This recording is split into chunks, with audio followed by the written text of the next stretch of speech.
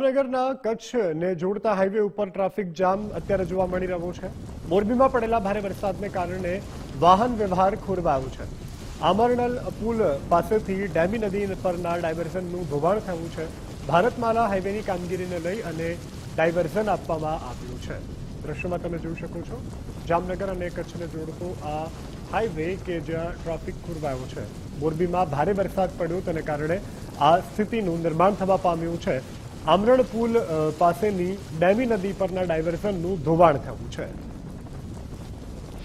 રાતના વધારે પાણી આવવાથી ડાયવર્ઝન ધોવાઈ ગયો છે ને રસ્તો બંધ કર્યા હતા આપણે પીપળિયા 4 રસ્તાથી ને આમાં ચામુંડા પ્લોટથી બંધ કરવામાં આવેલા હતા વાહન।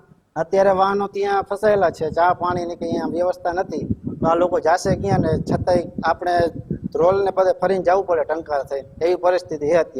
અત્યારે અહીંયા વાહન પહોંચી ગયા છે એના માટે શું વ્યવસ્થા છે? ગઈકાલે મોરબી અને રાજકોટમાં પડેલા ભારે વરસાદને લીધે વાહન વ્યવહાર પ્રભાવિત થયો છે। જે આ દ્રશ્યો દેખાઈ રહ્યા છે, આ દ્રશ્યો મોરબીનું જે આમરણ ગામ છે, આમરણ ગામ પાસેના દ્રશ્યો છે કે જ્યાં અત્યારે એક ડાયવર્ઝન બનાવવામાં આવ્યો હતો। જે રીતે ભારતમાલા પ્રોજેક્ટનું કામ ચાલી રહ્યું છે ત્યારે આ જે હાઈવે છે, આ નેશનલ હાઈવે કચ્છ અને જામનગરને જોડતો રસ્તો છે કે જેના ઉપર ભારે વાહન વ્યવહાર સતત ચાલતો રહે છે। આ વાહન વ્યવહારને ન અટકે તે માટે થઈને આ જે કોઝવે બનાવવામાં આવ્યો હતો, આ જે બેઠો પુલ બનાવવામાં આવ્યો છે કે જે ડાયવર્ઝન રૂપે બનાવવામાં આવ્યો હતો, પરંતુ જે રીતે ભારે વરસાદ અને પાણીના ધસમસતા પ્રવાહ છે ડેમી નદીના પ્રવાહના લીધે આ કોઝવે અત્યારે સંપૂર્ણ ધોવાઈ ગયો છે અને ગઈ રાતથી જ અહીંનો જે વાહન વ્યવહાર છે એ પ્રભાવિત થયો છે। એટલે કે જે હજારો ટ્રકો જે છે એ જામનગરથી કચ્છ જતી હોય છે અને કચ્છથી જામનગર જતી હોય છે તેનો વાહન વ્યવહાર હાલ સંપૂર્ણ ઠપ જોવા મળી રહ્યો છે। નિલેશ પટેલ, ગુજરાત ફર્સ્ટ,